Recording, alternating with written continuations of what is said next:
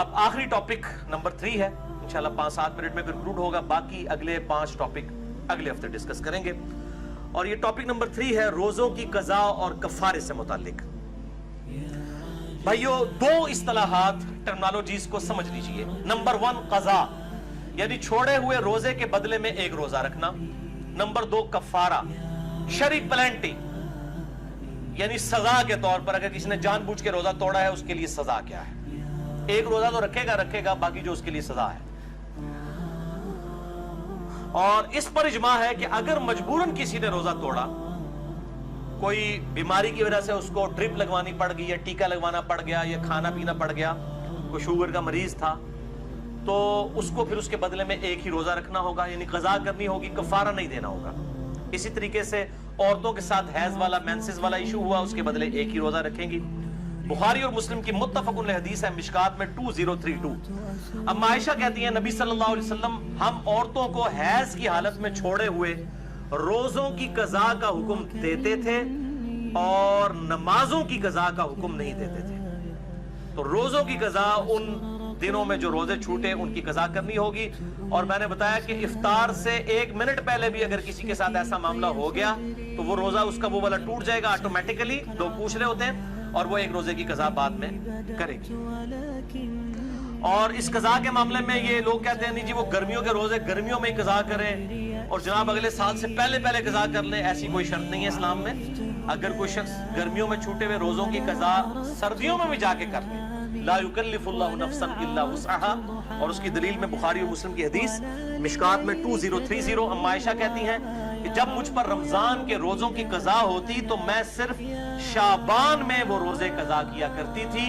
اور راوی یحییٰ بن سعید کہتے ہیں آپ صلی اللہ علیہ وآلہ وسلم کی مشغولیت کی وجہ سے، یعنی ازدواجی تعلق کے اعتبار سے چونکہ شعبان میں آپ صلی اللہ علیہ وسلم نفلی روزے رکھتے تھے تو ام عائشہ کو موقع مل جاتا تھا کہ وہ اپنے روزوں کی قضا کر لیں، کیونکہ بیوی جو ہے وہ خاوند کی اجازت کے بغیر نفلی روزہ نہیں رکھ سکتی. وہ حدیث ہے اگلی صحیح مسلم کی مشکات میں ہے 2031.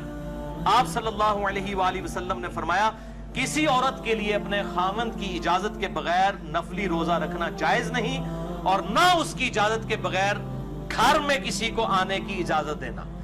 یعنی کوئی بیوی کے جی میرا رشتہ دار ہے، خاوند کی اجازت کے بغیر نہیں، اور نفلی روزہ نہیں رکھے گی. اس سے یہ بات پتہ چلی کہ یہ جو پبلک میں مشہور ہے کہ میاں بیوی صرف رات کے وقت ازدواجی تعلق قائم کر سکتے ہیں، یہ بالکل باطل ہے. ام عائشہ تو کہہ رہی ہے کہ میں روزہ بھی نہیں رکھ سکتی تھی آپ صلی اللہ علیہ وسلم کی مشغولیت کی وجہ سے. تو دن کے وقت بھی ازدواجی تعلق قائم کرنا نہ صرف جائز بلکہ سنت مبارکہ ہے بخاری اور مسلم کے کانٹیکسٹ میں. اب دوسری صورتحال کہ کوئی جان بوجھ کر روزہ توڑ دے، ایسی صورت میں قضا کے ساتھ کفارہ بھی ہوگا. اس کانٹیکسٹ میں بڑی مشہور حدیث ہے بخاری اور مسلم کی مشکات میں 2004. ایک آدمی حضور صلی اللہ علیہ وآلہ وسلم کے پاس حاضر ہوا کہ یا رسول اللہ صلی اللہ علیہ وسلم میں مارا گیا، میں نے روزے کی حالت میں اپنی بیوی کے ساتھ ازدواجی تعلق قائم کر لیا، روزہ میرا ٹوٹ گیا، میں کیا کروں؟ آپ نے فرمایا کہ کیا تیرے پاس کوئی غلام ہے کہ اسے آزاد کرے؟ یہ پہلا آپشن ہے، اور ترتیب بھی یہی ہوگی. یہ آپشنل نہیں ہے 3 میں سے 1 بلکہ یہی ترتیب ہوگی. میں کہا یا رسول اللہ نہیں ہے. فرمایا کیا تو 2 ماہ کے مسلسل روزے رکھ سکتے؟ عرض کیا نہیں یا رسول اللہ صلی اللہ علیہ وسلم 2 ماہ کے نہیں رکھ سکتا، ہم بھی نہیں ظاہر رکھ سکتے. فرمایا کیا تم 60 مساکین کو کھانا کھلا سکتے ہو؟ اس سے یہ بات پتہ چلی کہ 60 مساکین ایکویلنٹ ہوئے 60 روزوں کے، تو مسکین کو پھر 1 وقت کا ہی کھانا کھلایا جائے گا، 2 وقت کا نہیں. یہ لاجیکل آنسر ہے. تو اس نے عرض کیا نہیں، تو فرمایا تم بیٹھ جاؤ. اتنے میں کوئی شخص جو ہے وہ کھجوروں کا بھرا ہوا ٹوکرا آپ صلی اللہ علیہ وسلم کے پاس تحفتاً لے کے آیا. آپ صلی اللہ علیہ وآلہ وسلم نے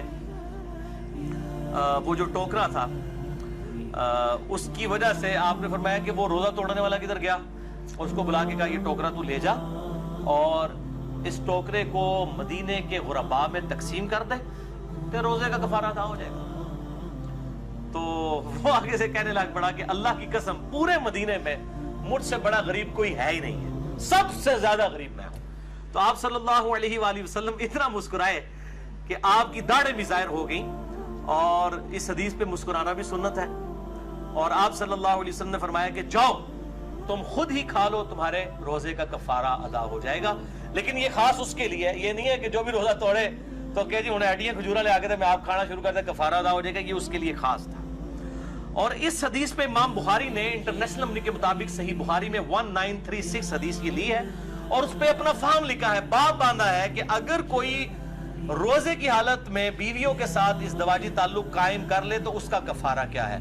اس کو امام بخاری نے عام حکم نہیں دیا کہ کوئی بھی کھا پی کے بھی روزہ توڑ لے تو اس کا کفارہ بھی ہے. کھا پی کے روزہ توڑنے کا کفارہ یہ نہیں ہے, یہ ازدواجی تعلق والا معاملہ ہے اور ظاہر ہے وہ بہت ایکسٹریم چیز ہے کھانے پینے کے مقابلے کے اعتبار سے, لہذا اس کے لیول کی سزا تو اس میں نہیں دی جا سکتی. لہذا اسی طریقے سے جو ہینڈ پریکٹس والا ایشو ہے اس پہ بھی سزا نہیں اپلائی کی جا سکتی, وہ بہت ایکسٹریم معاملہ ہے جو ازدواجی تعلق کا ہے, اور اسی پہ ہی اجماع ہے کہ وہ پھر 60 روزوں والا معاملہ یہ 60 مساکین والا کرے گا. عموماً لوگ 60 مساکین والا ہی کرتے ہیں اور یہ 60 مساکین والا دونوں کی طرف سے ہوگا, مرد کی طرف سے بھی عورت کی طرف سے بھی. یہ بات اتنے بولے ہیں, یہ بھی پوچھ رہے ہوتے ہیں کہ جی ایک کی کھلا دیں, دوئے نہ توڑے پائی ایک نہیں ٹوٹیا, دوئے نہ ٹوٹے.